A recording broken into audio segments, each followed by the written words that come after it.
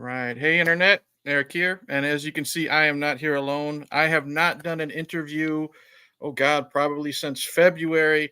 Well, I'm getting back on the horse. And in my opinion, I think I'm getting on that horse with someone really, really fucking cool. I've gotten to know over the last handful of months, I would say. Uh, The Deathmatch Juggalo, Brian White. Brian, really appreciate you taking the time to shoot the shit with me, especially living in South Carolina and all the stuff that you guys are dealing with. But man, I appreciate you taking uh, time out just to hang out.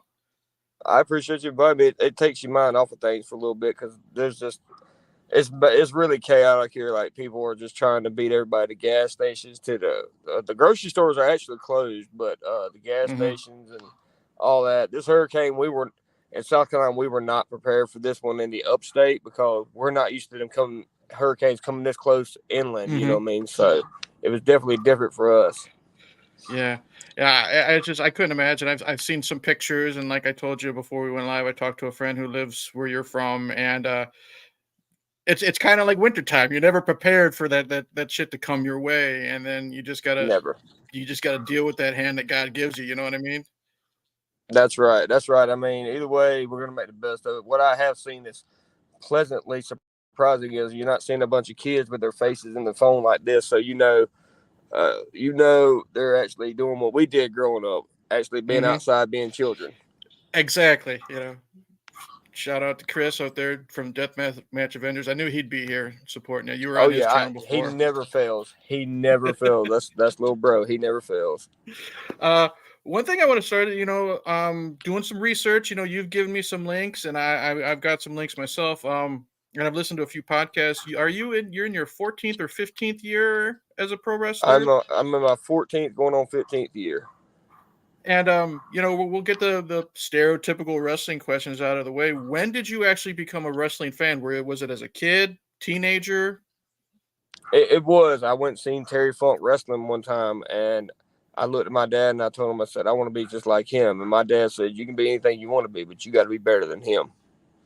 Oh, So boy, that bar set pretty high, man. If you're talking about fucking way Terry high. But Funk. I was bound and determined to do it. It was just a fascination. Like I'm showing my age here, but when I'd go to Blockbuster Video, the first place I'd hit be the wrestling section. I mean, Same you here. know, that was just an obsession.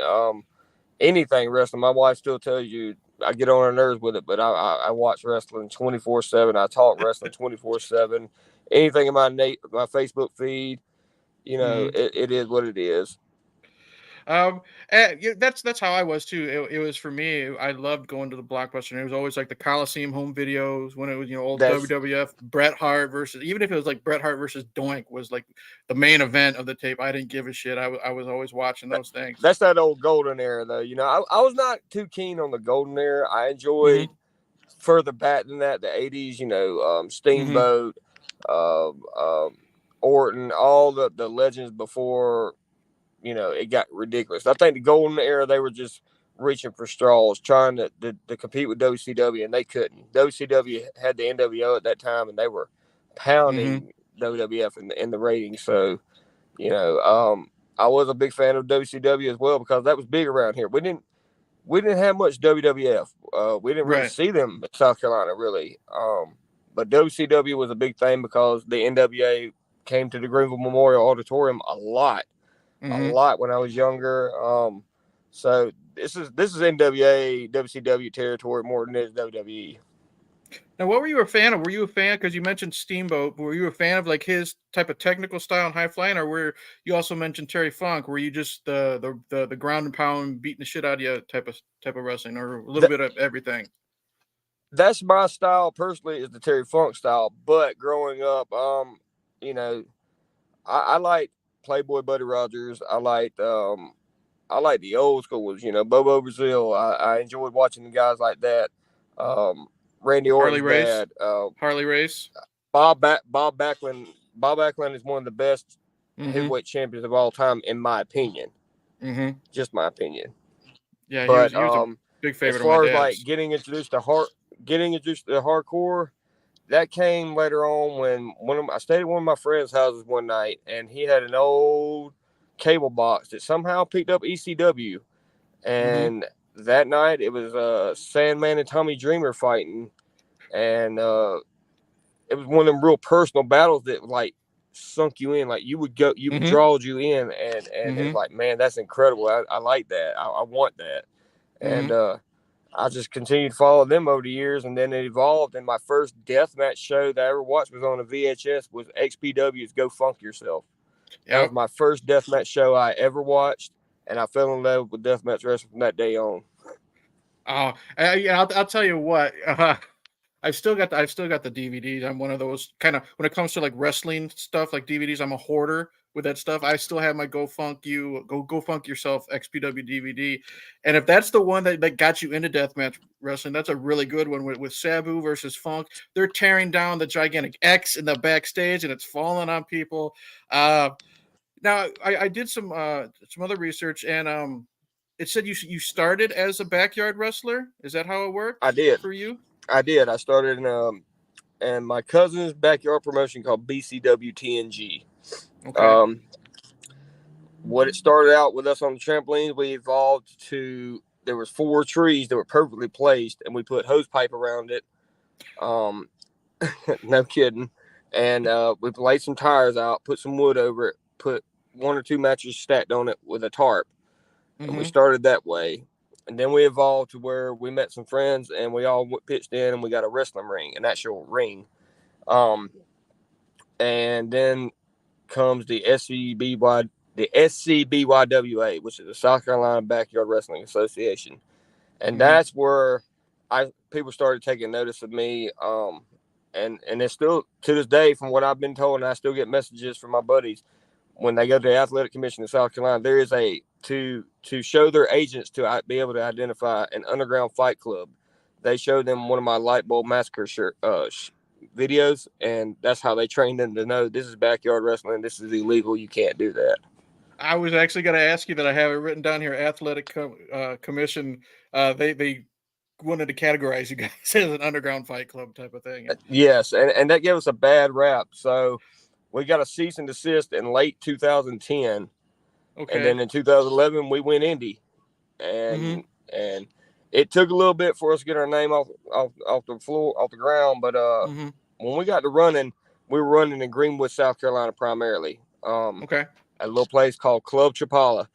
This ring is a tall boy, so the roof is not far from our heads as we're wrestling, and everything. But you learn to work, and it was a big brotherhood. And then, as everybody knows, this business is cutthroat. It can be, Mm-hmm. differences in opinions and stuff. And then finally, we had someone run off with the money in the company fund, and it just screwed everything up, and we closed the doors to that. And so I moved on and started finding other promotions, and that's where American Pro Wrestling came in. Chief J Eagle was running up there in Spartanburg on Whitney Road, and he's like a rite of passage in our area. Okay. If you go through Chief J Eagle's locker room, you're doing something, because he's Mm-hmm. brought a lot of guys out like K Crush or K Quick or whatever. I'm sorry, or excuse me, R Truth. That's his real Yeah. name. Mm-hmm. But R Truth came through there. That's We've cool. had George South come through there. Jimmy Okay. Boogie Woogie Valiant came through there. Yep. One Man Gang, etc., etc. It goes on and Jesus. on. Yes, and there it really was a low ceiling, but it taught you to work on the mat. Mm-hmm. There was still some high flying when you could pull it off, but it was hard to do. So you learned to wrestle on the mat, and I enjoyed that.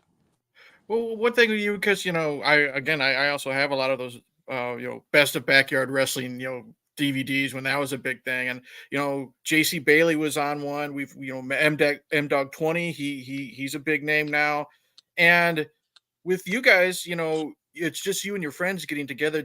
Was it just learn on the fly type of thing? Like, okay, this hurts. Don't do this next time. Or how was that, just as a backyard wrestler before becoming, officially pro and getting trained by the pros? It was fun. I It was mean, fun. wrestling's fun again. I've learned to make it fun again over the years as I evolved. But it was less stress then. There was no politics really. And as far as learning the moves, you learned real quick. Tuck that chin, because if Mm-hmm. not, you had massive headaches, or your body hurt. Um, and it was a hard transition going from backyard to the indie scene because, the indie scene, there's so many rules like there is in wrestling that we didn't know about. Like you shake Mm-hmm. hands, you thank your opponent for the match and stuff like that. We didn't learn that. We just Mm-hmm. were having a good time and all that. Um, Yeah. Wipe your feet before but you it get was in the it was a ring, hard type of thing. transition. It was a Yeah. very because people knew us as backyarders. Everybody around knew we were backyarders, and that was what the problem was: getting our feet off the ground. We had a fan base, but it was mostly family and close friends. You know what I'm saying? So it was hard to get our name out there for people to notice us. Um, but the transition sucked because when I got up here in the Indies and I realized the stuff that I was doing wrong, and I was taught a lesson about them. Mm-hmm. So it was definitely weird. Now here's when you're finally getting into the indies and you're meeting these people like Boogie Woogie, the Boogie Woogie Man, and stuff like that. Were you looked at differently? Like, oh, that's just some dipshit backyard wrestler. We're not going to take him serious, type of thing. Or did they actually, because it's a different era, especially when you're dealing with those type of veterans. Did they look at you like this punk ain't gonna make it? He's disrespectful, or did they actually give you a fair shot, so to speak? Taking you under their wing. I came in with an open mind, wanting to learn. I didn't want to be stuck in the backyard ways because that's just not how things roll. Mhm. I was not going to be stuck in saying I want to wrestle for the birds and the bees and the flowers and the trees. I didn't want to do that. Mhm. When you go out there and you watch these legends perform, and you see how they got them fans in the palm of their hand, they got them right there, Yep. And it was just something as simple as a headlock, which is Mhm. something I proved you could do. I did it my last show at AWS SCW. I had a match, and the entire match was pretty much a headlock, but it Mhm. got over. It's simple Mhm. things like that. We learned coming from the backyard and then going into Indy. I learned the psychology aspect of it. Do things and make it count. Do it for a reason. Right. As far as knowing I was a backyarder, anywhere close to Greenwood, yes, we were shunned upon. Nobody would book us. Mhm. Um, but I didn't exactly go into every locker room like I do now openly and say, "Well, I was a backyarder, but here I am now," because they looked at it as disrespectful. As, "Oh, so you Right. think you can just jump in my world and be one of us? That's not how this is going to work, kid." And Mhm. they made that very clear and evident. Because I got I ain't gonna say stiff, but I had a lot of snug work done to me. Yeah. Like they worked me over good, but it's lessons learned, and it made me tougher, and it made me respect this business more. Putting the ring together, taking it down, and stuff like that. I learned you still pay dues to your dying day. I don't care Mhm. what anyone says, but I learned about paying dues. I learned about closing your mouth and opening your eyes and your ears. I mean, Mhm. that's the biggest lesson I've ever learned in professional wrestling. Close your mouth and open your ears. And it paid off. I came in very humble, wanting to learn just getting to pick the brains of people like Chief Jagle, Timmy Anton, Matt Marshall, Matt Truck. These are Carolina guys that people might not know about, but they were big Mhm. influences in my career. I learned so much from them. Scotty Black, he actually wrestled in WCW at one point. I can't tell you when, but he wrestled there, and Mhm. he taught me that less is more. Yeah. It's just little bitty things you get when you get to meet these guys. You pick their brains and you take a little bit of here, a little bit of this, a little bit of that, and you make it your own. And it's paid off.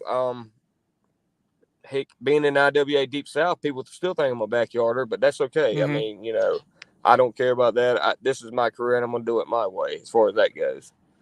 Yeah, that's one thing when I interviewed Madman Pondo. He says, make the light tube shots count. Don't just do it for the sake of doing it.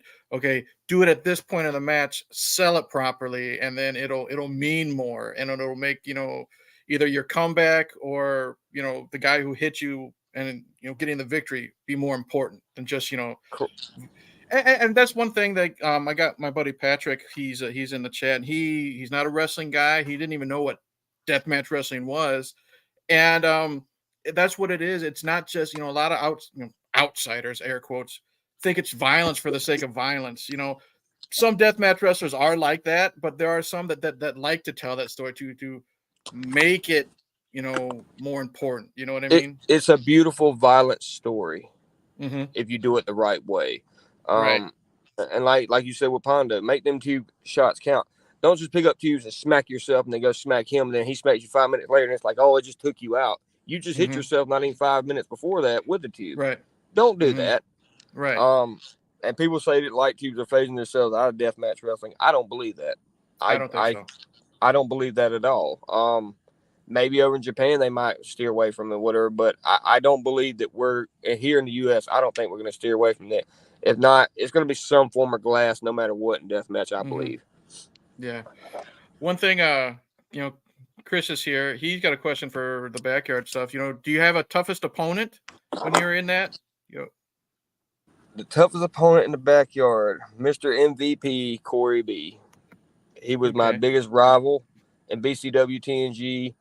Um, hellacious, hellacious. He was a spot monkey, but he was a damn Okay. good spot monkey, and he could work.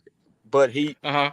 Mr. MVP was about Mr. MVP. He wasn't about no one else getting over. And if you won, and he went to shake that hand in my entire career, he never once did not get a cheap shot on me when he went to go extend his hand for camaraderie and sportsmanship. He always, always, always would do something to just get the upper hand.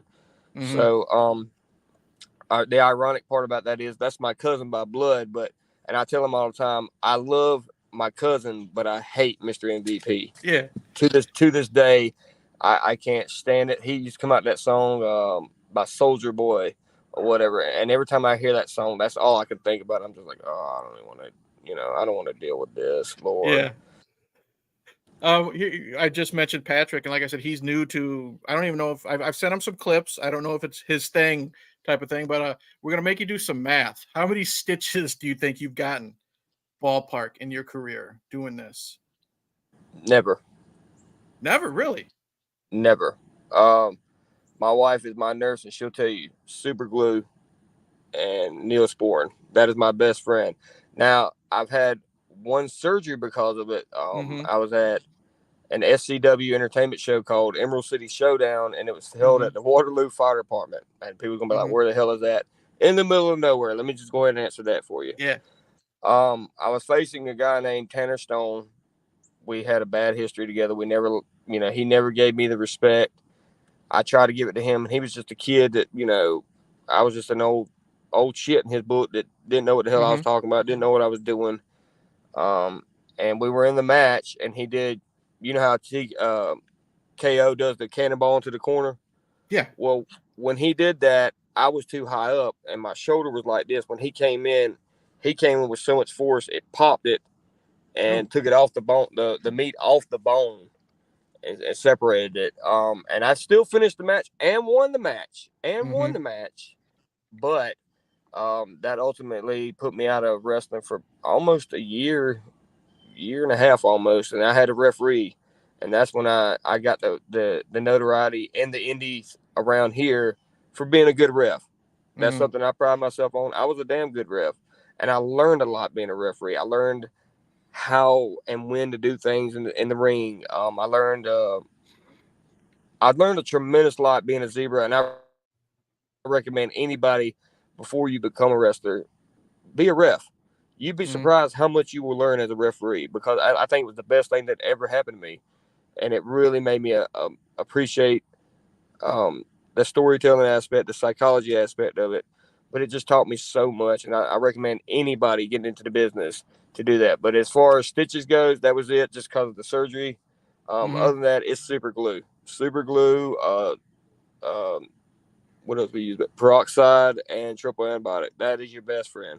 Good lord. One thing, were you a ref before you became a pro wrestler, or was pro wrestling first? Um, I was a referee in the backyard, but I mean, I was not a good one. Okay. I always try to be the Nick Patrick, and that's something that I'm not. I'm not Nick Patrick, but I always Yeah. try to do the little swinging of the arm when I do it and stuff like that. Uh, no, I was not. I just did guest appearances doing that, but for the most part, I was a wrestler. I was Okay. Little White then. I wasn't Brian White. I was Little White, and I learned I. when I came into the business. I learned you can't be Little White forever. You got to make it something Mm-hmm. believable. So what are you going to be? And I said, well, Mm-hmm. I'll just be my name, Brian White. Mm-hmm. Which White is not my last name, but still, that's what I Right. use. So I'm Brian White, and it made it more believable. Yeah, that's one thing I wanted to bring up next because you sent me either some clips from your own YouTube channel, which I'm gonna have in the after we're done going live. I'm gonna put your YouTube channel link in the description below because that's where I did a lot of my research.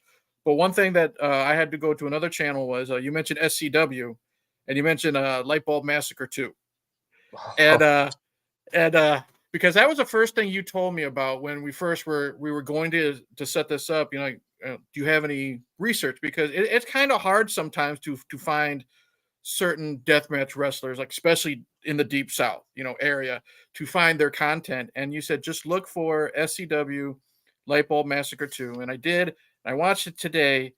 And good God, it's a 4-way elimination match, and I think the announcer said there was a total of like 100 light tubes. So And there might have been more than that. I don't know. There was a lot. And we had a wrestler named Asylum come out. Then we had Rockman the Pimp come out. And then Malice came out, last. But here out comes you and you're Lil White. It's not little, it's LIL apostrophe. I got a smirk on my face because I just know your recent stuff. You know what I mean? I don't, how long ago was that? What year was Lightbulb Massacre 2? Do you know? 2010, 2009, maybe. Okay. As you And could tell, I was a lot skinnier then. A I, lot well, skinnier.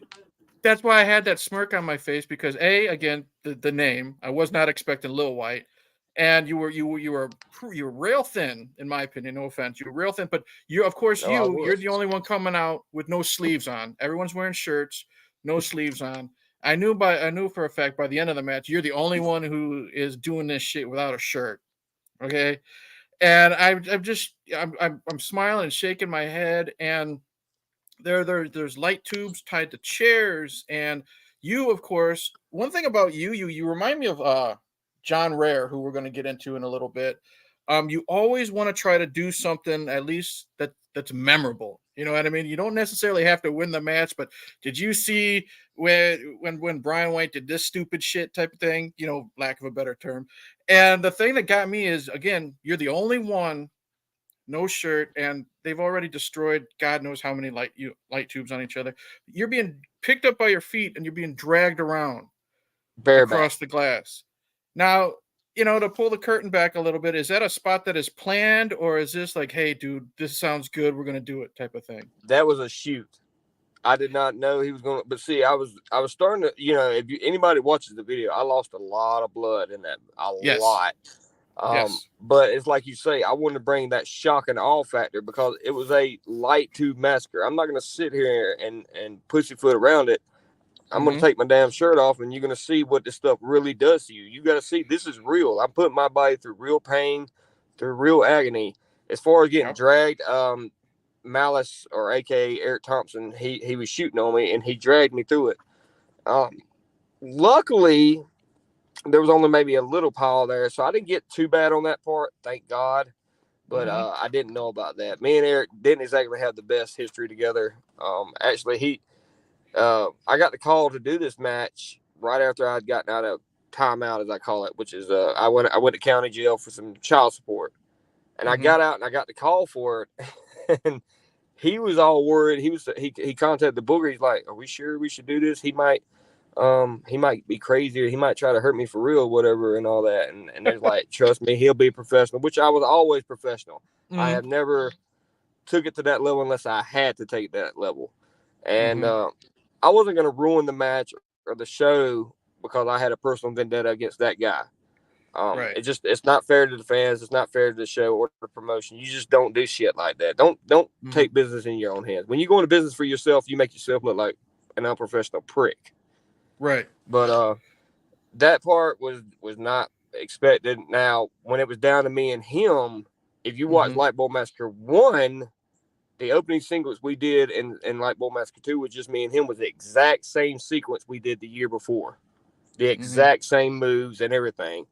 So, but me and him were the ones that really would take it that level. There was a guy named Sean Van that introduced me to the cheese grater, so that was my thing, which I never got to use on anybody. I never got to use that cheese grater on anybody. It always got used on me. But that was my thing, like Yeah. they knew when that cheese grater came out, They knew I wasn't gonna get to use it on nobody, but they were ready to see what it really does Well, to human flesh.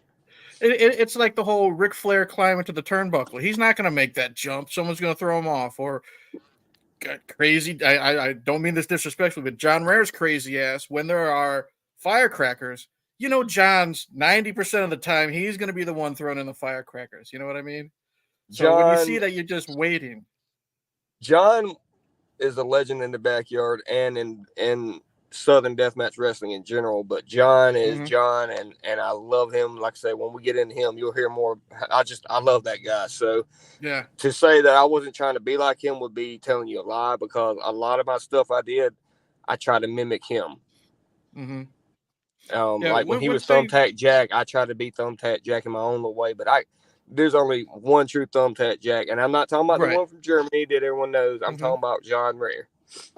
Oh, John Rare went by Thumbtack Jack before. Yes, he I didn't did. know that. He went by it Okay. before there was before the one we seen from Germany and CZW and Mm-hmm. everything. He was Thumbtack Jack. If you go to his page, he has plenty of backyard footage from back in the day when he Okay. was that guy.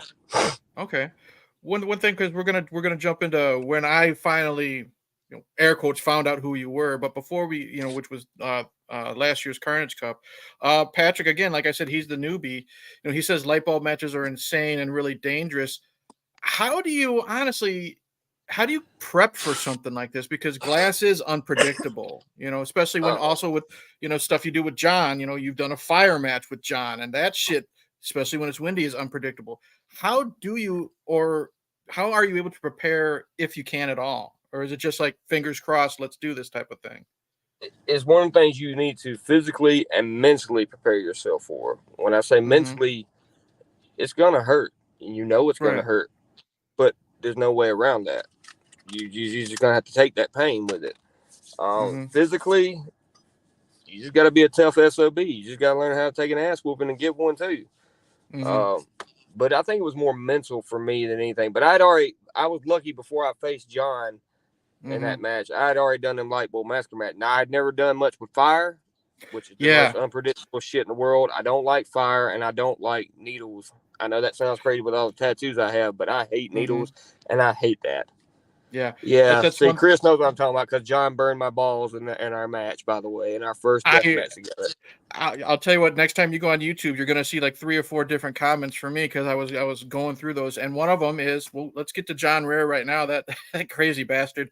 I found out about him through like the earlier Carnage Cups. Like I think he won number 10, but he's known for kind of like you. He might not win, but people are like, did you see that shit that he did? Whether it's the box cutter with Spider or anything like that. And the match I watched was your guys' fire match. And if people don't real know, it's either barbed wire ropes or regular ropes, but there's towels, and I don't know if Kevin put kerosene on them or just Kerosene. gasoline, It was kerosene, kerosene and it was barbed wire. and he lit them up, and you could see, like, this is where I'm starting to get a little bit nervous. Like, I know you're gonna be okay because of the time in between the interview today and the match, but you see how windy it is. Kevin's on like the hard cam side, and he's lighting them. And then there's one that he can't light because the wind's so powerful. He basically says, fuck this, and goes away. You guys are doing your thing. You're doing you haven't done the firecrackers yet, but you're doing the light tubes and this and that. And then John literally, because, he's another type of cat. He literally grabs a towel off the rope and he throws it in your fucking face. Yes, yes. And Okay, my what's wife going through your mind was when that happened? I at that point I'm just I'm so involved in the match. I'm just trying to survive, Right. and every time I take a bump or something big, when I had a chance, I would glance up and look at my wife in the corner, and she just she's trying to video, but she's doing this at the same Yeah. time, and Uh-huh. she doesn't like me doing death matches much, but she's very Mm-hmm. supportive. But she Yeah. hates to see me go through that. When he grabbed that Right. in his hand, I was like, and you can't see my mouth moving. I'm like, what are you doing? By the time I say, Yeah. what are you doing? He done got me in the eyes with it. I'm not gonna. That was that. I literally was, watching my phone and taking some notes, and I yelled, "Holy shit!" My daughter's in her room. She's like, "Dad, you okay?" I'm like, "Deathmatch stuff, honey. Don't worry about it. Prepping for the interview." And then again with this match with you and John, he's got, I don't know if he's got a towel wrapped around a stick, and he hits you in the nuts with it when it's on fire. And then you have it ends with this insane spot with I think it's a table, and he pulls out his, the lovely firecrackers. It's not a John Rare match without the fucking firecrackers. There's tubes, and I think there's fire. I'm not sure. And you're slammed through it as it exploding. Is this one of these days where you're just thinking to yourself, what am I doing with my life? Or is this like, I don't mean that in a disrespectful way, but like when you're No, thrown no, through you fire and light tubes, and then you get the firecrackers and everything. Because sometimes with Kevin Brennan, we're gonna get to him. He's such an interesting guy. You know what I mean? And I mean that in a positive way. The more I learn about him, right. he's always trying to top the next thing. You know what I mean? And when you have a wrestler thrown through fire, glass, and firecrackers at the same time, and you get out of it to a lesser extent, okay, you're here now. What's going through your mind? Like once that adrenaline is gone, Brian, what's and I hate to say the pain finally kicks in. What's the first thing that goes that through your brain? Man, I'm honored Really? because I wrestled my idol. Okay. John Rare is my deathmatch idol. He, Spider Boudreaux, and many others, but them are the two most notable, put Southern Deathmatch on the map. You Yeah. know, they got eyes on us, and Mm-hmm. and to work my hero and mentor and his element Mm-hmm. was pretty satisfying. But when the adrenaline wears off, like you say, and the pain starts settling in because you're taking that drive home from the show. My Yeah. wife had to drive home. My wife had to drive home, actually. She wasn't expecting to have to. She had a migraine that day and still drove us home. But Mm-hmm. I was sore, but my wife would tell you that I was cheesing ear to ear the entire time because I survived the flight with my mentor. I survived Mm-hmm. the deep south um, violent ways or whatever, Yeah. because it deep south is where you just separate the men from the boys, in my opinion, when it comes to Mm-hmm. pain. Oh Uh, yeah. There's a we big have some of difference the I've most noticed. unique. Yeah. Yeah, we have the most, and what really sets us apart from everyone else is just like you said. We got to see what we can do the next year to top that, and what can we do to top that, and what can we do to top, because we're going to one way or Mm-hmm. another, we're going to do something that's going to bring that shock and awe factor. Like when he had the Yeah. fish hooks in my mouth. Unfortunately, the camera couldn't see it, but there were fish hooks in my mouth when he was pulling my mouth back in that. Um, Yeah. See Now that's at the that stuff I can't time, handle. That's the stuff I yeah, can't handle. that Kind of that like was you with pain, needles. and You with needles, I can't do the piercings. The needles through the mouth, like Sakuda. It's I'm pretty sure it's gonna happen this year at Carnage Cup. That's when I look away. Or Pondo once did a fish hook on the rope type of thing, and he gets caught. No, that's the stuff yeah, where I can't even handle that shit. yeah, and before the night before this was Scattermania, and John, was the first time ever he skewered me, and Mm-hmm. that's painful. I don't give a damn what anyone tells you. Skewers do not feel good because when they're stuck in there, when you pull them out, some of them the little ends break off in there. My wife will tell you after Carnage Really? Cup, what 2 or 3 months after that, she pulled a piece of wood out of my head that was stuck in there from the skewers from it. I mean, they're Jesus. no joke, but it's. I think as far as like painful Oh, I think he froze up a little bit. But what John is gimmicks, saying, I think the yeah, worst one was in my friends bring the weapons match. Can you hear me now? yeah, I hear you now. Dud. Go ahead. Okay.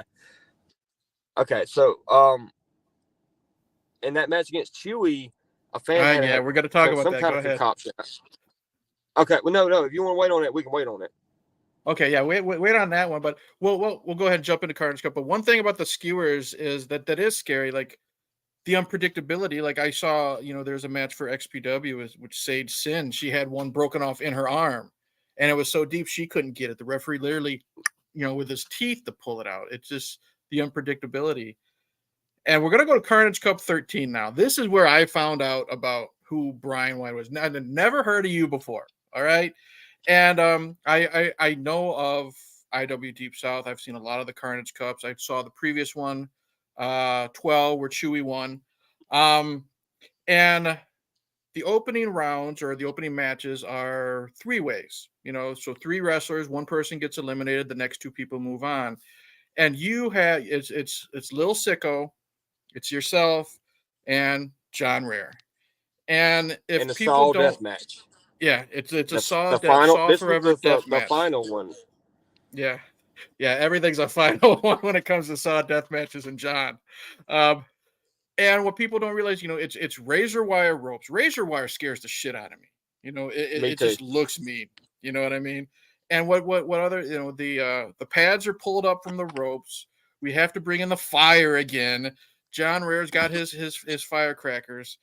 And this is, I'm just wondering. I only knew John, didn't know yourself. I'm looking at Lil Sicko, and we're gonna talk about him later. I'm like, who the fuck is this guy? You know what I mean? The clown gimmick, whatever. And you guys put on just a fantastic, and I mean this respectfully, car wreck of a match. You know what I mean? And there was a spot that I don't know what happened. I know John was, John's being John. He pulls out the box cutter because that's what he's known for with him and Spider. And I don't know if he did it on purpose or if it's just adrenaline. He's hitting himself in the arm, and that kind of takes himself out of it, and it's just you and Sicko for a little bit. And when situations like that happen, what's it like being like the other two wrestlers? Like, okay, John, he's hurt. He's got to get a towel and get wrapped, taped up. We gotta we gotta keep this match going, type of thing. When those situations happen. Um, with all due respect to John, one monkey don't stop no show. Mm-hmm. He was hurt. He he Yeah. he actually hit an artery. I mean, and he struck a nerve. He's sort of like G Raver's situation. He's got little to no feeling in his hand and mobility with it, which he's gotten Mm-hmm. better with over the time. But me and Sicko, this was right before he did that. He kicked the shit out of us, like profusely kicked Mm-hmm. the fucking shit Yeah. out of us while we're on the ground. Well, as we're laying on the ground, I'm laying down like this, and I look up, and he's got that box cutter, and I thought he was going to make me the next Spider Boudreaux. That's what I was thinking. Mm-hmm. So I was like, "What are you doing?" He didn't say nothing. I said, "What are you doing?" He didn't say nothing. I Yeah. said, "What are you?" And when I said, "What are?" He done tap tap tap tapped, and it was Yeah. too late then. And I watched it when he pulled it out. The blood just started squirting, and I said Yeah. he had an artery, and he was asking for tape and everything. And so I knew then me and Sicko had it to take care of things, get the tension off of him, let him get fixed up because John was not going out of that match come hell or high water. And Right. not long after that, he did. I don't know if it was me or Sicko, but there was a razor board set up against the edge of the side of the ring there. Mm-hmm. John ran to it and ultimately hurt his shoulder going through that. That hurt him. That's what really took him out of the match. Was that it wasn't the box cutter necessarily. It was that. Really? Okay. Yeah, which to this day, John has never watched that match. He'll tell you he has never watched that match. He doesn't want to Mm-hmm. yet. He's not ready to. He Mm-hmm. doesn't feel like he put on his best performance. That may be in his head, but in my mind, I was a part of something that I watched growing up. I was a Yeah. part of of the Saul death match that I watched two of my deathmatch heroes make so famous, and Mm-hmm. to be a part of that was a complete honor, and to share that ring with Lil Sicko was even better. Sicko Did is a you second generation wrestler. did you get His to meet dad wrestled Spider? John. Did you get I to meet never got Spider the before he passed? I never got the honor. I never Yeah. did. I actually never got to speak a word to the man, but we were friends on Facebook, and I Mm-hmm. followed him and stuff like that. But I never got the complete honor. But to John, to say to me that I was, I'm not too, I'm maybe paraphrasing this or whatever, but Sure. John said that was the closest thing to having Spider here whenever me and him worked each other. That and he said that our matches are up there in his top five, not top Mm-hmm. 10, not or his top five, and to be up on that list with John Rare is a complete honor as it is. Um, You got good so chemistry with John. I watched there. I think it was with it was Deep South. I think it was their Southern Outlaw show, and you guys had like a it wasn't technically a match, but it was like a confrontation type of thing. And he, I even said it in the in the YouTube comment to quote Jr. He took your ass to the woodshed. He just tried to beat some respect and love into you. And but you guys have that chemistry. You know what I mean? And again, it's not just violence for the sake of violence. If you find two deathmatch wrestlers that work well together, you know what I mean? You can have when it's something like a mentor is now yelling at this young upstart, we don't get along anymore, you're changing type of thing, like what was going on with your guys' story. It's like, it means more. You know what I mean? And I It's think more that's what's personal. cool. Yeah, with you and Rare, that I really like that. Yeah, that one, that was an impromptu match that was never. I didn't even know it was going to happen until after the cops had done left. And John walks with me. You want to do one more? I was like, with who? He's like, me. I was like, you ribbing me, because he didn't Yeah. have no gear, nothing with him. I said, you're ribbing me. He says, no, I'm Yeah. serious. He said, I just talked to Kevin, and Kevin said for me to ask you. He says, you want to do it? I was like, Mm-hmm. sure. Yeah. We get in there now. The only thing is his back. He has Uh-huh. a problem where if he takes one wrong bump, it could paralyze him. So Oh no. so John told me, he says, only thing is I can't bump. I Mm-hmm. said, okay. So I thought in my head, how can I make this interesting without making him bump? Well, simple. He's my mentor, and I can't bring myself to fight him. I can't bring Mm-hmm. myself to fight him back, and he's dishing out all this pain and everything, and you'll hear it during the match. After he's been whooping my ass for a few minutes, you hear Bryant Woods, fight him back. Mm-hmm. And that's where the story kicks in. I can't, and then I hit him a few times, and then I'm just like, and as you see, that's the biggest crimson mask I think I've ever had. I was just a complete bloody Yeah, mess. your face was completely red. Yeah. So at that point, I just looked at him and I was like, I can't do this, and I got out of the ring and I walked away. Yeah. So now we're going to get to this is the one, the spot, the match, the fight, whatever you want to say, that I think you're really known for, is round 2 of Carnage Cup from last year, you and Chewy. Now I'm going to quote Chewy because I heard you. I don't know if it was on the Spooky Dust podcast or if it was with Chris on Deathmatch Avengers, but you were talking to Chewy, and if for people like Patrick, Chewy's this big motherfucker. Now I'm not saying like he's big and Big. fat, and he's big. He looks like he's probably 6'6". He's got to be pushing 350, but he's not like a fat 350. He's got a belly, No, he's a but muscle. he's built like a fridge. You know what I mean? He And really is. he and I remember the quote that he said to you was, "Deathmatch ain't ballet." Yes. Yes.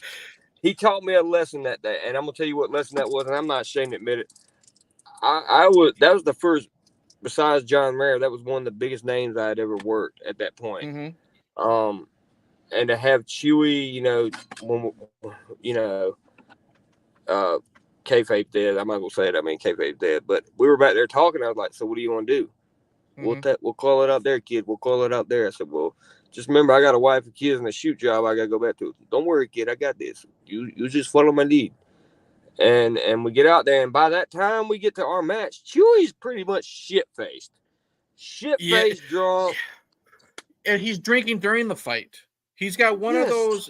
At first, I thought it was a boxing glove because it looks like this big fucking red hand, but I don't know if it's made out of plastic, but it's got a hole in it. You see it's the it's a Hulk hand. hands. Yeah, it's the Hulk hands, but there's a hole in it so Chewy can put his beer in it. He's drinking a Busch Light. God bless him. I'm a Bushman myself, but the fucking thing has, I don't know. Does it have nails coming out of it?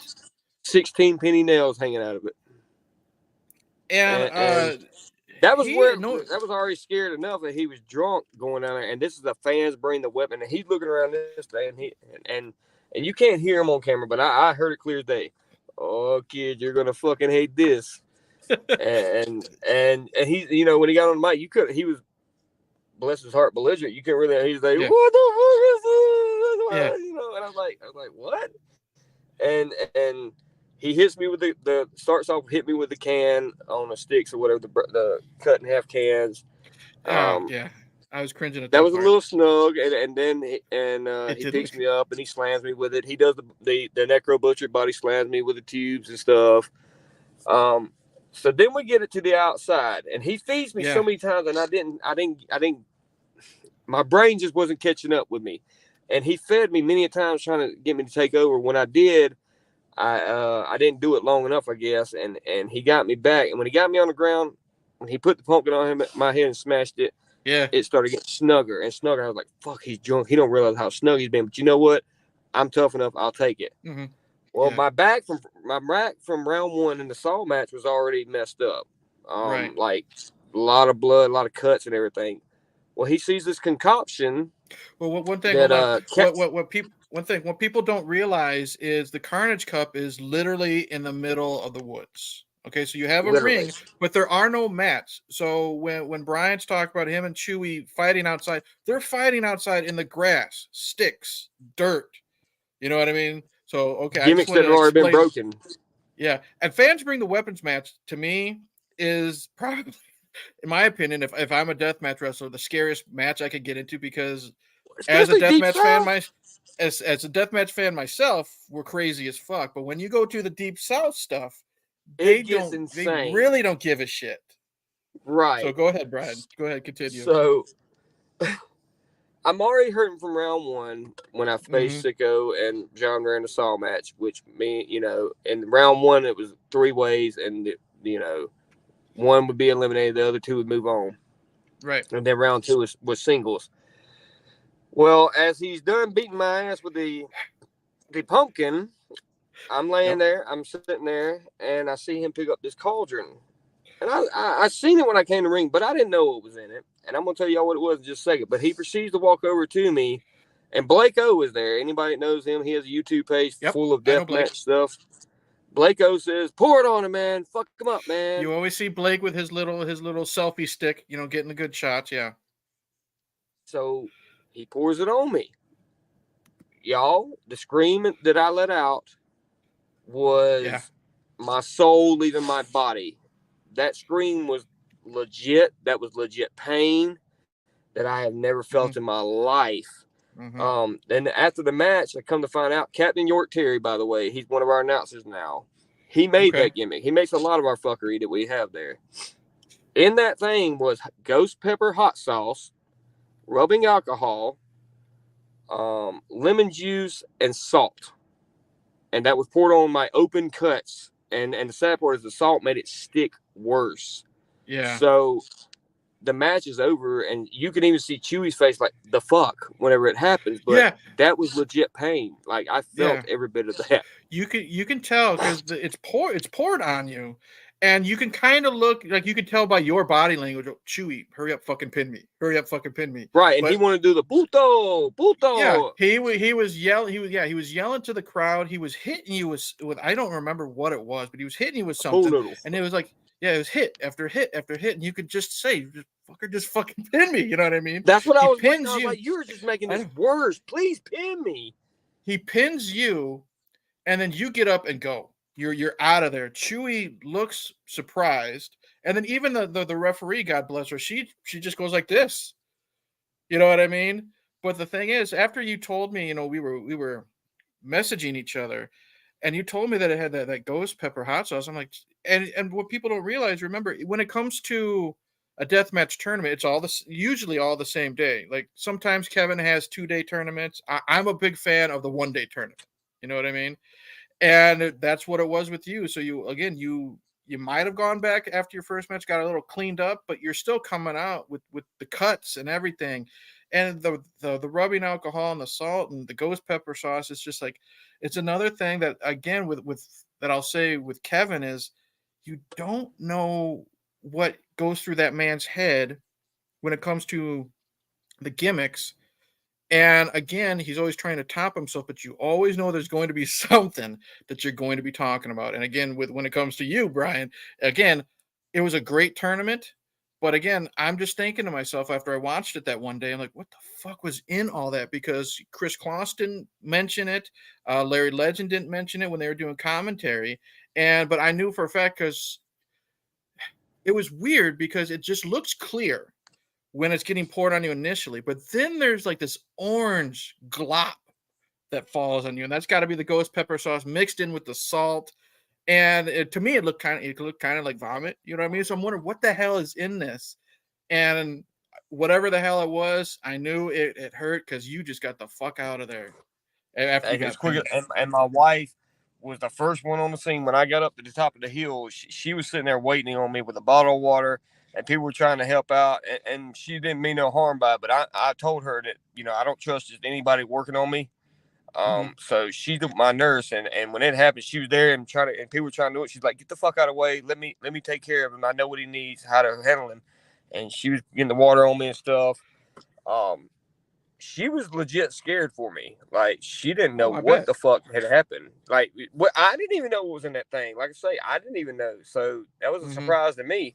But when I told her what it was later on, she's just like, Jesus, I can't stand that York for that, Which she's cool with him now, but she Yeah. won't forget that. That's one thing that Oh, is going to be infamous when she meets him at Carnage Cup this year. She's probably going to let him have it for that one, I'm gonna have the some what words. Like for, because I can't she wait did not like to that. I can't wait because I know I'll hear from you. I can't wait to hear the aftermath of that. That for sure. Oh my God. Um, Well, you know what? My wife is a lot nicer these days. He's lucky that she's not the old her, because she probably would knock his head off his shoulders. But she's more forgiving nowadays than she used to be. yeah. That the Carnage Cup was part of something that Kevin created called the Weekend of Carnage. The next day was called the Kings of Carnage, and a lot of it was Yes. just the usual deathmatch wrestling. The match of the night to me, and I'm not just saying this because you're on my channel, because I told you this before we even set up the interview months ago. The match of the night was the Spider Boudreaux Gauntlet, because what I liked, what that is it's 8 men, and 2 men start, 1 man is eliminated, the winner stays in the ring, another guy comes out, and we go until the very end.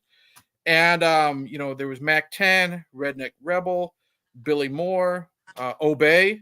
I'm becoming a big fan of Obey. That how the way that fucker came out barefoot when you have all those Do broken you know glass. why he came out there barefooted? Mm-mm. Because he forgot his boots. Ask him. Ask him. He'll tell you. He forgot his I will. boots.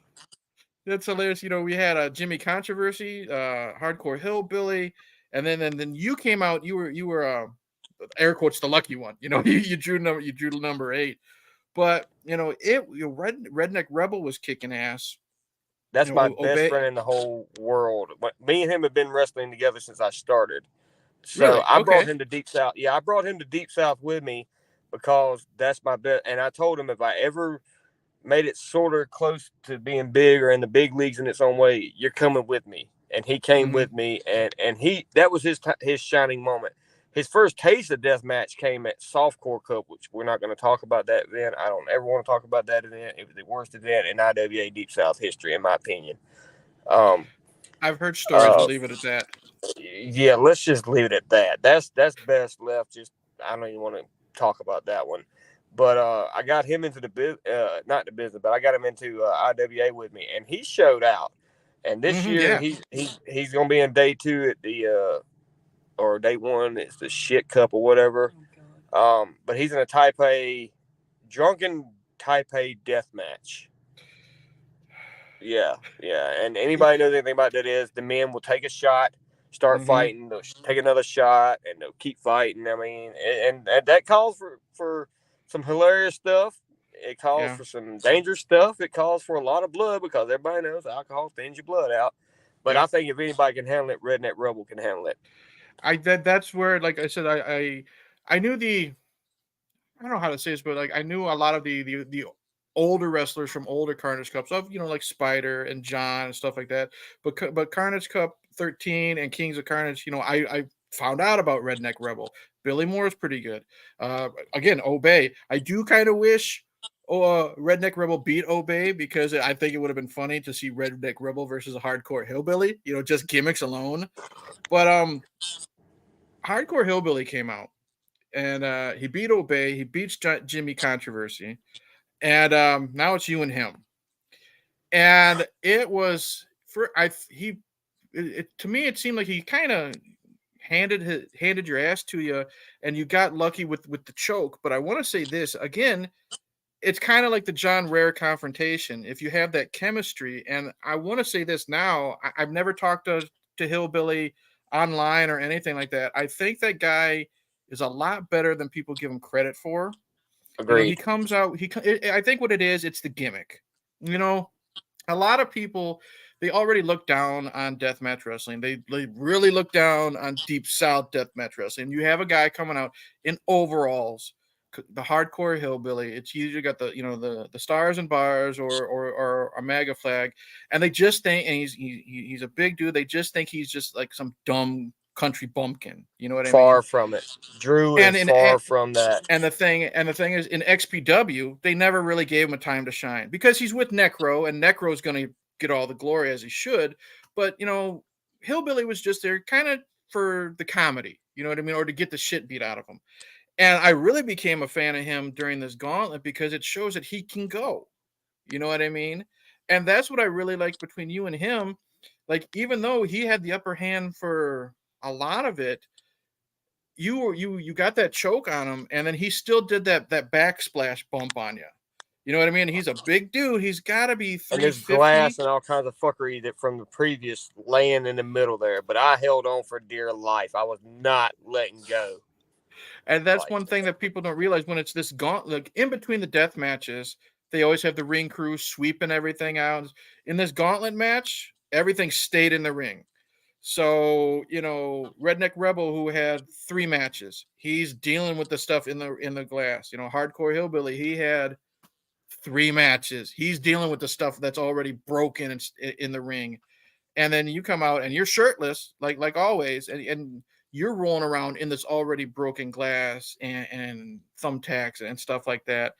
And it was cool. And now that I know how much Spider means to you, and you're being compared to Spider by John, you won that gauntlet. You got your plaque. What I could tell how emotional you like legit felt. Lots of times, wrestlers know they're gonna win, and they do the typical raise the belt or whatever and smile for the crowd. I could tell that really meant something to you. So what's going through your mind when you get that plaque that you won not just a gauntlet match, but the Spider Memorial gauntlet match? um, it's incredible. It was accumulation of 13 years at that time, 13 years of hard work, being told no, being told I'd never make it, being told that I don't have what it takes to be in this business or to make it in deathmatch wrestling. Um, it was all that, and it was also John wasn't there to see it. I hate that, but like, you know, it was my moment to say, God damn it, I made it. You Mm-hmm. know what I mean? I made it. Um, my wife and my niece were there to see it, and she came out there and gave me a big old kiss. Said, "You fucking did it, baby." You know, what I mean, like it's so much more than just a plaque to me, Right. and not knowing that I was going to be the winner of that, to go over on someone like Hardcore Hillbilly, which is no shame. I mean, he's a Mm-hmm. solid worker. Yeah, he Um, is. Great. He legit He didn't surprised he me didn't with have to that give me match. that rub. Yeah, he Mm-hmm. gave me a rub there, and he didn't have to do that. He Mm-hmm. was already established as XPW. I mean, he was still Deep South originally where he started, but I'm just saying Mm-hmm. he's an XPW known, and he gave me that, and I appreciate that. If you watch this, Drew, later on, thank you, man. I appreciate that. The emotions were real. That was them real tears of joy, and it was real tears of accomplishment. And the first person I Mm-hmm. call when I get in my car with my wife and everybody after it's over, first person I call is John. And I'm holding it, and I'm like, "We did it. We did it." He says, "I didn't do nothing. You did it." And I told him, That's "You awesome. drove me to be here. You gave me that passion and desire to keep going when my body felt like it couldn't. When I felt like Mm-hmm. giving up and just saying fuck it, I don't want to be wrestling no more or anything." John gave me that foot in the ass to keep going. Mm-hmm. And Yeah. my wife, unbelievably, has been the best support system of them all, because, like I say, even when I thought I couldn't do it, she made me quit feeling sorry for my damn self, dust myself off, and go and keep going. And Yeah. here I am now. Um, it, it it was real emotion. It was real proud. But I thought about Spider in that moment. I thought about a lot of people I lost along the way. My Mm-hmm. dad, close friends and family. I lost a lot of them. It was it was incredible, and I wouldn't Yeah. take that moment back for anything in this world at Yeah. all. There's Well, no way. Go ahead. yeah. You mentioned your wife. One thing I'll give her a little bit of a shout out. I do like watching your YouTube videos, and she's the one that's doing the camera work. I love hearing her just yell, "Come on, baby, get up!" That type of stuff, cheering you on as she's seeing this stuff. Um, we're gonna pull away from the Yeah. death match for 1 second. One thing I like about you is you're not just death match, and one thing I've learned, meeting the wrestlers, finally going to to shows in person, and just indie wrestlers in general, it is like a close knit family. And I wanted to bring up a night for Dora. You know what I mean? You know, for your mom, when you had that charity show, you had, you know, we won't get into too much, you know, personal wise, you know, if you want to say it. She was stricken with an illness, Yeah, and she had pancreatic cancer. okay, and you put out the word you wanted to do a show for her, and you guys had it seemed like you had it booked within like the first couple weeks, and I think that was amazing. How much, you know, people just came out for a good cause, and that's what a lot of people don't realize is, you know, they think, you know, a lot of people think wrestling is stupid, wrestling is fake, all the usual things that go around with it, and it really is kind of a close knit family. And I really thought that was cool how quick that event was brought together. And I've seen the main event. It was nice that there wasn't really many that there was one death match spot you got skewered, but other than that, it was a singles match that turned into a tag match. And the reason why I go to these independent shows with my daughters, I love seeing the little kids get into it. And you had kids cheering, "Go Brian," and this and that, and they were going into it. And I just want to give you a little props that just because a wrestler is involved in deathmatch wrestling or is known, air quotes, as a deathmatch wrestler, you got to know the basics too. And it was cool seeing you outside of the deathmatch stuff. You know what I mean?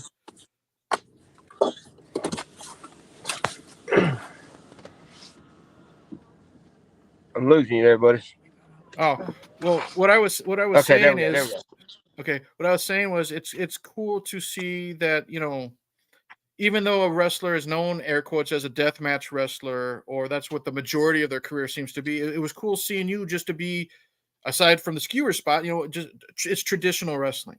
You know what I mean? Well, Two guys going at it. that's what I started out in Mm-hmm. before I went deathmatch for what 12 years, baby. 12 years I was traditional. That's the foundation of deathmatch wrestling, anyways.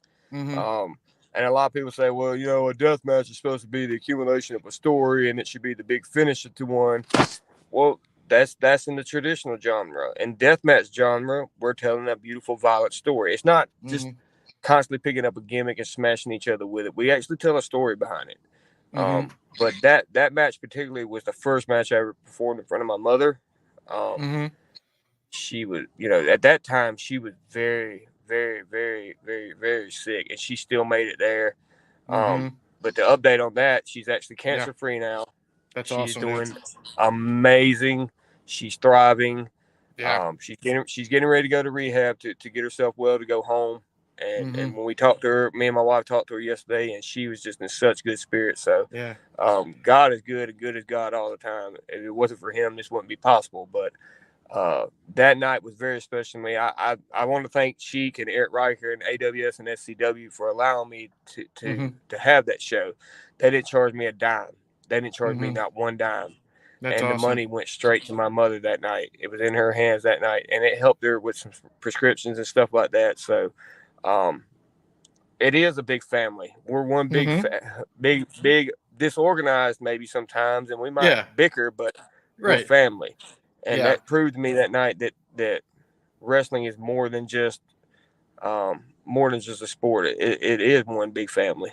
Mm-hmm. Yeah. Which And I got that from being in Deep South, anyways. Because Deep South, uh, they, you know, Kevin and them guys welcomed me with open arms, and they've never turned their backs on me. They've been so supportive. Kevin is, you know, regardless of what people hear about what right. happened years ago in an interview that they keep Mm-hmm. trying to, you know, throw around at him. Whoop whoop! I seen Right. that comment. Whoop whoop. Yep. That's Um, Brad. Yep. um, Kevin is not that person. He's never done that around me. He's never gave Mm-hmm. me the impression that he's that way or whatever. Mm-hmm. But I'm not here to talk about the past. I'm here to talk about Kevin now and the Kevin I know. Yeah. Kevin is a fair businessman. Mm-hmm. Kevin is a good businessman, and he's good to us. He Mm-hmm. takes care of us, and you can ask any wrestler that's worked for him. The payments are on time. Your money's there, and he's not going to ask you to do. People say that he wants to see someone actually die. No, he doesn't. Kevin don't want to see nobody hurt. It's a That gimmick. could be It's a further from the gimmick. truth. Yeah. Exactly. That is all the work. Kevin is not Yeah. that type of person. Kevin is a good person, and he's gotten a bad rap for no reason, in my opinion. But Mm-hmm. Tyler Becker is another guy behind the scenes that people don't hear about. But Tyler Becker is another big guy behind the scenes that makes keeps the wheels rolling. Blaine Evans, a seasoned vet, actually trained Bryant Woods. Mm-hmm. Blaine Evans, a class act through and through, all the way Yeah. through. Jay Blade, another guy that Yep. some people know about, some people don't, but they're gonna know more about him soon, very soon. Mm-hmm. Very underrated wrestler, does get the recognition he deserves. Just it's a big melting pot of different people that you Mm-hmm. meet. Lil Sicko being a second generation wrestler, his dad was a wrestler until his untimely passing. But Sicko, you know, carried it on, I guess you could say. Um, Respectful young man, has a twisted mind, but such a brilliant Yes. mind for this business. Such a brilliant mind. Like he knows what he's doing, why he does it, and all that. And like it makes it, it really clicks with him. Which, anybody seen in his matches, you understand it. He gets it. He knows what he's Mm-hmm. doing. I mean, great, solid worker, and I've enjoyed having matches with him. Mm-hmm. That's one thing. Like I want to say, when I first was introduced to Little Sicko last year's Carnage Cup, and I'm again, it's this is just me being dumb and taking a book for its cover. I'm rolling my eyes. He comes out with the clown gimmick. Whatever. It's Lil Sicko, and then he comes out, and I didn't really at the time I didn't think nothing of him. You know what I mean? That's my fault. Carnage Cup 13, he changed my tune big time, He's a and tough little son of a gun. he is that both nights, and then I was happy to see that he got a spot on an XPW show, and I believe he's in this year's Carnage Cup. We'll talk about that for a little bit, but it's cool to see when a wrestler, despite the gimmick, can change my opinion by their work. You know what I mean? And that's what I really have grown to like about him. Yeah, and I highly recommend people like to check out his stuff. One thing, Brian, I wanted to say is, we talked about the close knit of how indie wrestling and deathmatch wrestling is like a family. And one thing that kind of drew me to like you on a personal level is, we're kind of the same, where we're blue collar. We work to feed the family. But you said we could talk about this a little bit. You don't hide from it. You suffer from anxiety and depression, which I do as well. And you don't hide that, and you're also always willing to lend out that helping hand. You know what I mean, or that shoulder. And I do have it written down. You once said, I don't know if you quoted somebody, but you said, "I'd rather hear your story than attend your funeral." And do you want to get into it a little bit, like, Yeah, yeah. anxiety wise, like how is it a man that suffers from anxiety? Like, I still get it. I have social anxiety. That's why a lot of time I do all my interactions online. When I go to the independent shows, like with my daughter, like she's a social butterfly. She gives no fucks. You know what That's I my mean? son. That's my But son all the when way. I go Social to her and butterfly. she meets her favorite wrestler, or I'm talking to people, like I'm holding my phone and my hands are still shaking. You know what I mean? Because I still got all that. How is it you, like, I'm just some schmuck taking a picture of a wrestler with my daughter. You, with your anxiety, how are you able to perform in front of these people? And also, like, in my opinion, at least it doesn't show on camera what we're seeing. How are you able to perform, or cut a promo, remember spots, this and that, do it safely while you're out in this big public setting? This is the this is the best way I can describe that. When I'm in that ring, I'm not me. Mm-hmm. Brian White and Brian Cummings are two different people. Mm-hmm. Two different people. Um, my wife helps me on a daily basis with that. She Mm-hmm. helps me with a lot of stuff. Like I get wound up sometimes, and she levels me out. But when I'm in that ring, whether it be for 5 minutes, 10 minutes, 20 minutes, 30 minutes, however long I'm in that ring, I can be anything I want to be and forget about my problems out here.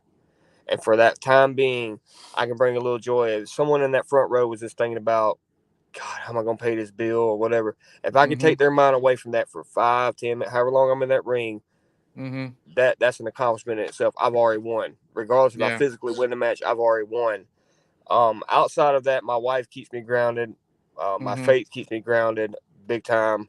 When I Mhm. was younger, I really didn't have good coping skills, and I really would just lash out. As a young Mhm. teen and a young man, I was very troubled. I was in and out of juvenile detention centers and stuff like that, just because I thought I was Billy Badass and I was trying to be something that's not Brian. Right. Um, Yeah. but then I met my wife, and I still kind of had it, but it was lightening up a little bit. But I had a bad accident. What, 4 years ago, baby? 4 years ago, I was hit by a semi truck at my Oh job, shit. and it was a second chance because I lived, and I Mhm. haven't taken that second chance for granted. And I feel like if my story can help one person and help them have hope and believe that there is a light at the end of the tunnel, then okay, it's Mhm. I've done my job, and I want people out there to know it's okay not to be okay. That's Right. okay. Um, Mhm. you know, I've been through a lot. I've had a lot of blows come my way. I think the hardest blow I took was when I lost my father back in Mhm. '08. I Same here. lost him, and I didn't think that I would ever recover from that, because he was my rock. He was Mhm. my biggest fan, I guess you could say, because he watched my Yeah. backyard videos and just laugh his ass off. But he loved it. Um, Yeah. but that really, when he passed, like, it triggered it up hard. And I still have moments from here and there, but like I say, Yeah. I have my faith, and I also have my awesome wife to Mhm. help me get through them, to guide me through them times. And I've used her advice and passed it on to others. Mhm. um it don't cost nothing to be a decent human being in this world. and Exactly. and you don't know what the next man passing you is going through. You don't know what the Mhm. next man, woman, or whatever that passes you every day, you don't know what's going on in their head. So Right. you have to take that understanding, you have to put that understanding, in your head, that, hey, um I don't know what you're going through, but I would much rather hear what it is than have to attend your funeral. That was my southern coming out. Attend Mhm. your funeral and never know what I could have done to try to help. I lost my brother-in-law to suicide, Mhm. and I lost a very close friend when I was younger than, I think I was like 15, 16. I lost a friend to suicide. I never got the chance to ask them, what can I do to help? I'm here for you. I never got that opportunity. And I want to Mhm. make sure that if I see someone that needs to be reached out to, I'm going to reach out to you, and I'm going to say, hey, man, what's going on? You okay? Mhm. And if you say, fuck you, it's none of my business. Okay, fuck me, it's none of my business. But I just Right. want you to know I'm still here. Mhm. And my wife would tell you I've got the biggest heart in the world. I do. I'm a glutton for punishment, because I give people sometimes that don't deserve it. I give them chance after chance after chance after chance. Yeah. But that's my nature, because I never really got that opportunity. Yeah, I get that. Trust me. I never had people give me a chance, and then I didn't know how to be loved the right way. And then I met this incredible woman next to me, and she changed all that. Like, I love me, I love Mhm. her, of course, and our children, but she taught me to love Brian, and Mhm. that was the biggest battle because it's no secret. I don't have many teeth, but that's from years of abuse of drugs. I did crack cocaine and meth. I've been clean Mhm. 19 years. Good for you, dude. So anybody that has something to say about that, fuck you. Mhm. I'm still here. I'm still shining. Um, I'm still thriving, but I'm still kind of self conscious about it at times. It Yeah. depends on when it happens, but I try not to let it get to me. But there's times where I will sit there and beat myself up. My wife's like, fuck them, you know, Mhm. fuck them. You have an awesome family. You have a great job. You're a provider, and you're an amazing husband. When you hear that, how can you be down? How can you be down in the dumps when you know that you got a wife and kids that love you? You know what I Mhm. mean? That she will go to the gates of hell and back for me. I mean, you know what I'm saying? Like, I don't know. That's my inspiration. Is my family and my faith. That's the two things that keep me grounded. Yeah. Well, 19 years is a big fucking deal, dude. So bless you, dude. Good for you.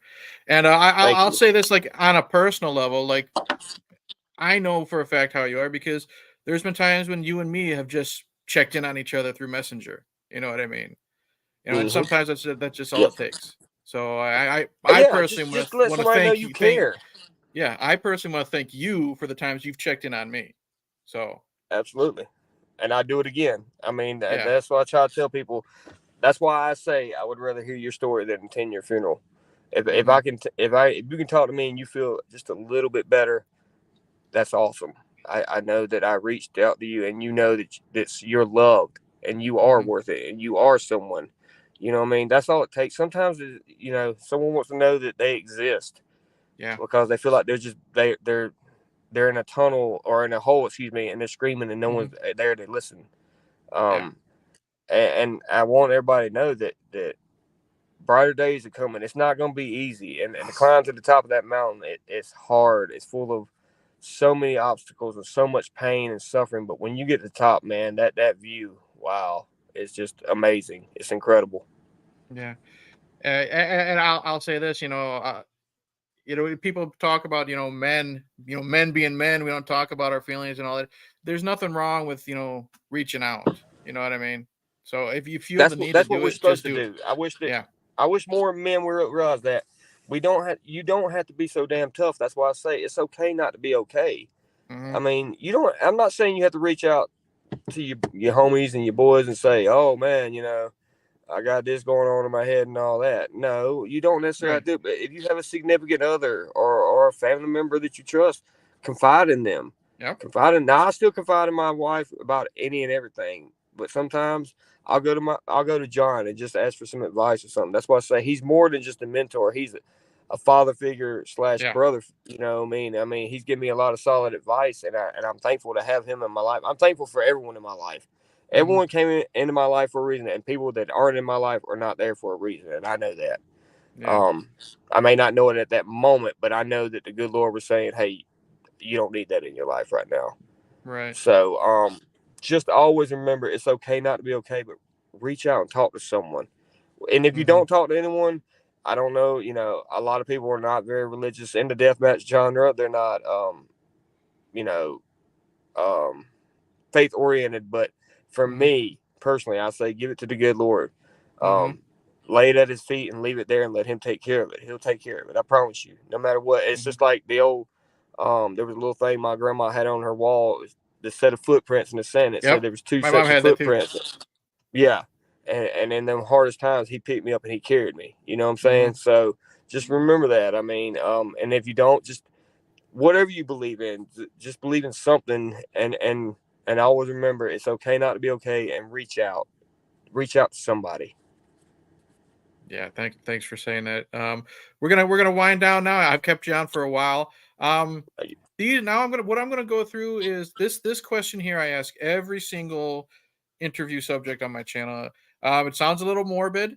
Um, if you know this is your last day on Earth, what is going to be your final meal? What makes you what are you going to have? It could be as extravagant as you want. I've had one friend literally go full, fancy restaurant on me. I think it was Madman Pondo who said he'd be happy with, you know, Stouffer's stuffing in a Diet Dr. Pepper type of thing. So, Brian White, what's your Uh, go-to last meal on Earth? Your comfort food. What's going in your belly?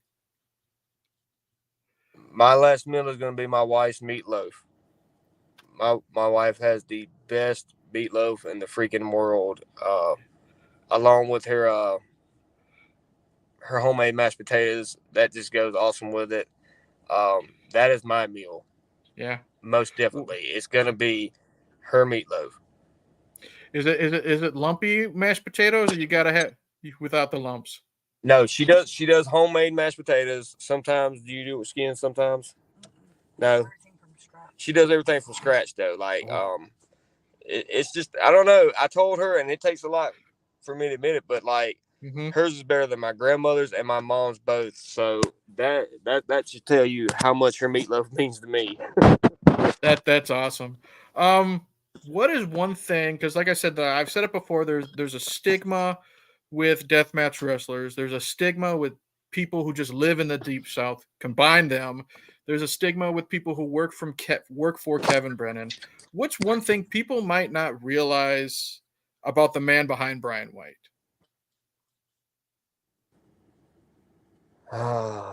Like if you told them, like, you're a blue collar worker, stuff like that. What's one thing that they might be shocked to know about somebody who does this for a living?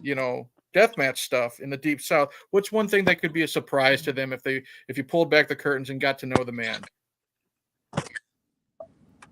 Um,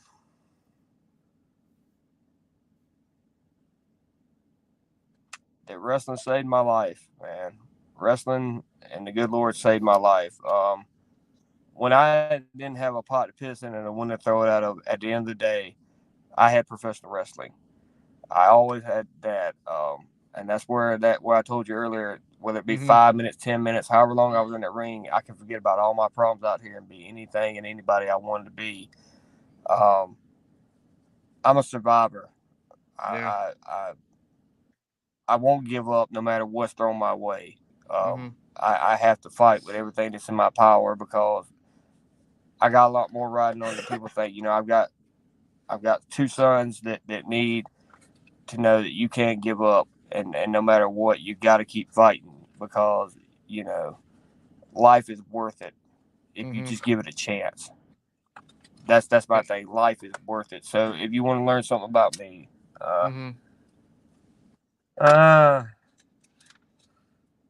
truth be told, I didn't know much about ICP until about 7 years ago.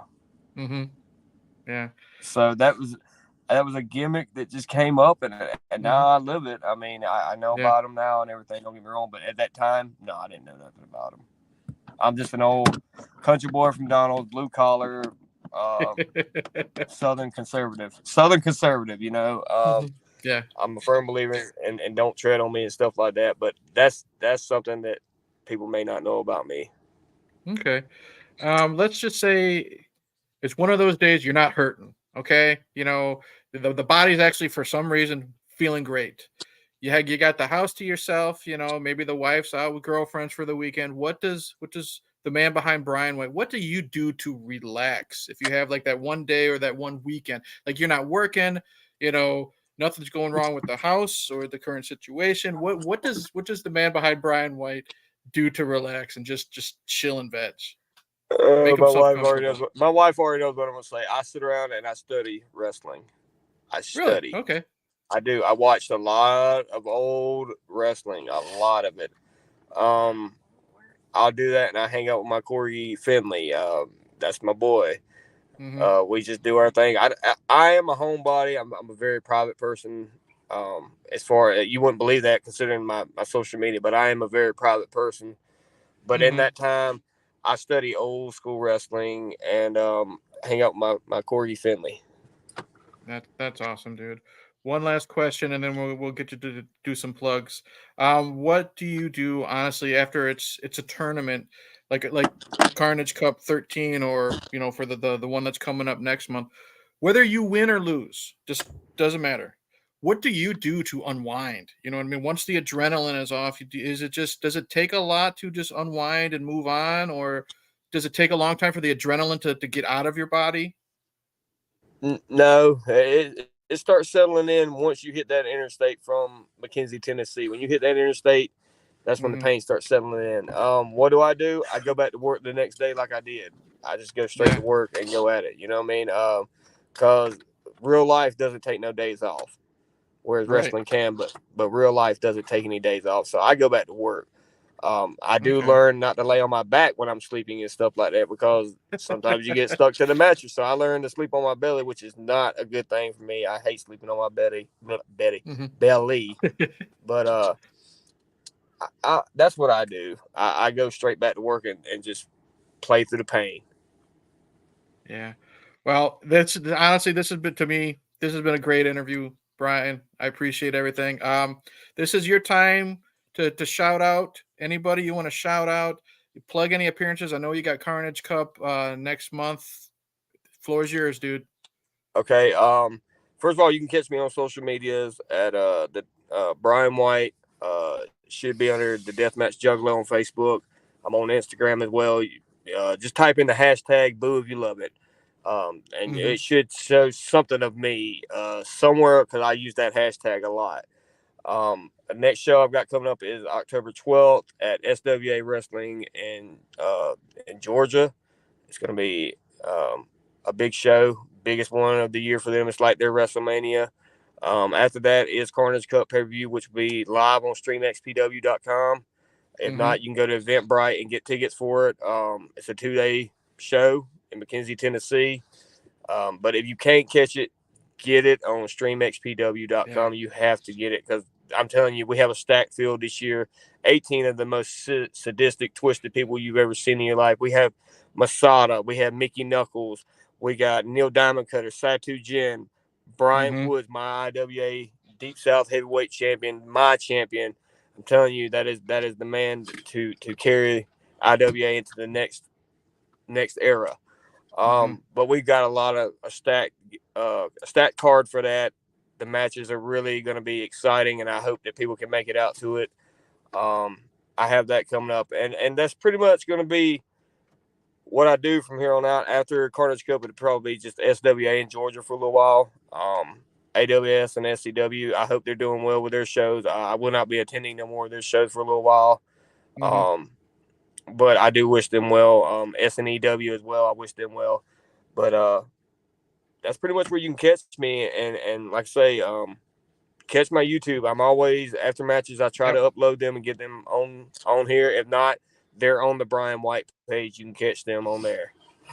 Yeah, like I said, after I get done here with the live stream, I'm gonna put your actual YouTube channel in the description below.